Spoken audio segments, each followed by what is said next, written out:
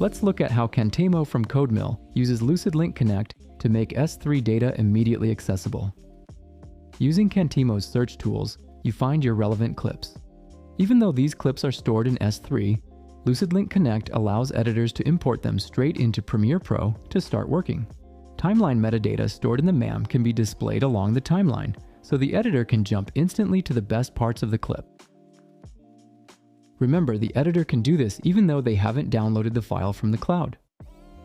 Assets can be linked to the file space automatically, or users can choose to manually connect assets by calling the LucidLink API directly from the Cantemo web interface. By simply configuring a LucidLink API endpoint and entering an API key, Cantemo is bridged to your LucidLink workspace. Now you can browse S3 bucket contents directly from a web page and register the object instantly. You can access it using any local application, all without moving the file from its original S3 location or waiting for a download. CodeMill's integration of the LucidLink API is a perfect example of extending MAM value, moving beyond just showing a search result to making data instantly accessible exactly where it already lives. Check out our resources for more information.